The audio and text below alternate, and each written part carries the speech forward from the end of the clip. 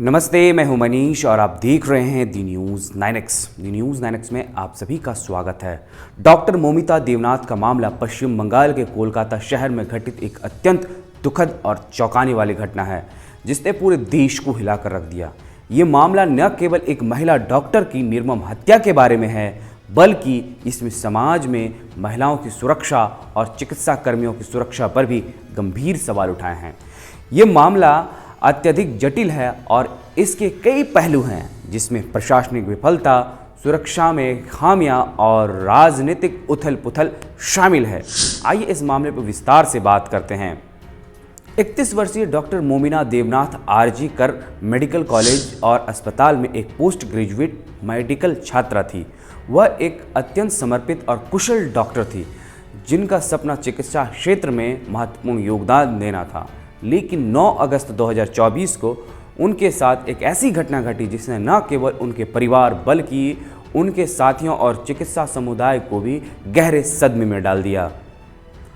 उनका शव अस्पताल के एक बंद कमरे में पाया गया और प्रारंभिक जांच में पता चला कि उनके साथ बलात्कार किया गया और फिर उसकी हत्या गला घोंटकर कर दी गई।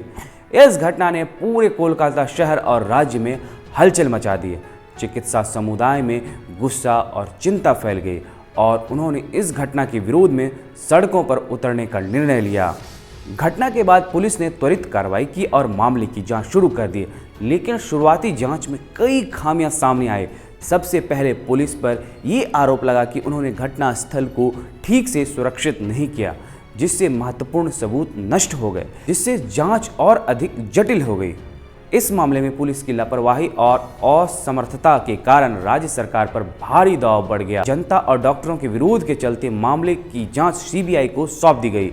सीबीआई ने जांच शुरू करते ही घटनास्थल का दौरा किया और महत्वपूर्ण सबूतों को इकट्ठा किया। डॉक्टर देवनाथ की हत्या के बाद चिकित्सा समुदाय में भारी गुस्सा था। उनकी हत्या के विरोध में रात को पुनः प्राप्त करें रिक्लेम द नाइट नाम की एक आंदोलन शुरू हुआ, जिसमें राज्य भर के डॉक्टर, नर्स और अन्य स्वास्थ्यकर्मी शामिल हुए। ये आंदोलन महिलाओं की सुरक्षा और चिकित्सा कर्मियों के अधिकारों को लेकर जागरूकता फैलाने के उद्देश्य से शुरू किया गया। लेकिन इस शांतिपूर्ण विरोध के बीच 15 अगस्त 2024 की रात को आरजे कर मेडिकल कॉलेज और अस्पताल में हिंसा भड़क उठी। लगभग 40-50 अज्ञात लोगों ने अस्पताल परिसर में घुसकर तोड़फोड़ की, वहां की संपत्ति को नुकसान पहुंचाया। इस घटना के बाद अस्पताल में पहले से ही तनावपूर्ण माहौल और अधिक गहरा गया। मामले की गंभीरता को देखते हुए राज्य सरकार ने मामले की जांच सीबीआई को सौंप दी। सीबीआई ने घटना की गहन जांच शुरू की और अपराध स्थल का निरीक्षण किया। सीबीआई की जांच में कई महत्वपूर्ण सबूत सामने आए, जिससे मामले की जटिलता और अधिक बढ़ गई। सीबीआई की जांच के दौरान ये पता चला कि हत्या से पहले डॉक्टर देवनाथ को धमकियां मिल रही थी। उनके कुछ सहकर्मियों ने ये बताया कि वो इस बारे में चिंतित थी और उन्होंने अपनी सुरक्षा को लेकर कई बार प्रशासन से मदद मांगी थी, लेकिन दुर्भाग्यवश उनकी सुरक्षा के लिए कोई ठोस कदम नहीं उठाए गए। इस मामले में राज्य की राजनीति में उथल पुथल मचा दी है। विपक्षी दलों ने ममता बनर्जी पर आरोप लगाया है कि उन्होंने इस घटना का राजनीतिक लाभ उठाने की कोशिश की। विपक्षी नेताओं ने दावा किया कि सरकार ने जानबूझकर पुलिस को निष्क्रिय रखा ताकि घटना को राजनीतिक रंग दिया जा सके। वहीं मुख्यमंत्री ममता बनर्जी ने इन आरोपों को खारिज करते हुए कहा कि इस घटना के पीछे बाहरी ताकतों का हाथ है, जो राज्य में अशांति फैलाने की कोशिश कर रही है। उन्होंने कहा कि सरकार इस मामले में दोषियों को सजा दिलाने के लिए प्रतिबद्ध है और किसी भी दोषी को बख्शा नहीं जाएगा। इस घटना के बाद पूरे देश के चिकित्सा समुदाय में आक्रोश फैल गया। आईएमए और अन्य चिकित्सा संगठनों ने इस घटना की निंदा की और सरकार से चिकित्सा कर्मियों की सुरक्षा के लिए कड़े कदम उठाने की मांग की। उन्होंने कहा कि अगर सरकार ने इस मामले में त्वरित और ठोस कार्रवाई नहीं की तो बड़े पैमाने पर हड़ताल करेंगे। चिकित्सा समुदाय ने ये भी मांग की है कि अस्पताल में सुरक्षा व्यवस्था को और मजबूत किया जाए और चिकित्सा कर्मियों के लिए सुरक्षित कार्यस्थल की व्यवस्था की जाए। उन्होंने सरकार से चिकित्सा कर्मियों के खिलाफ हिंसा के मामले में सख्त कानून बनाने की मांग की।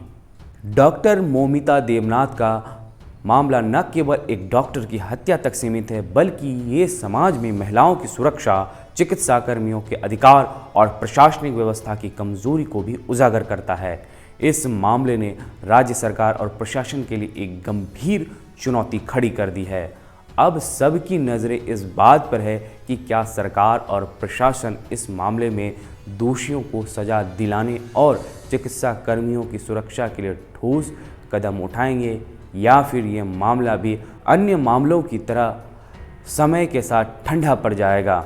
डॉक्टर देवनाथ की हत्या ने पूरे देश को झकझोर कर रख दिया है और इस मामले में हमें ये सोचने को मजबूर कर दिया है कि क्या हमारे समाज में महिलाओं की सुरक्षा के लिए पर्याप्त कदम उठाए गए हैं।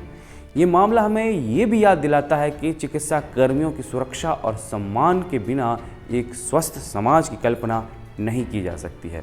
दर्शकों बता दें कि इस वक्त सोशल मीडिया पर लोग निर्भया 2.0 लिख रहे हैं और दोषियों पर कड़ी से कड़ी सज़ा की मांग भी कर रहे हैं। बहरहाल अब आप समझ चुके होंगे कि ये कोलकाता का पूरा मामला क्या है। आपको हमारा ये वीडियो कैसा लगा, आप अपनी राय हमारे कमेंट बॉक्स में ज़रूर दें। अगर आप हमारा ये वीडियो फेसबुक पे देख रहे हैं तो हमारा फेसबुक पेज लाइक कर लें। अगर आप हमारी वीडियो यूट्यूब पर देख रहे हैं तो हमारे यूट्यूब चैनल दी न्यूज़ 9X को सब्सक्राइब कर लें। शुक्रिया।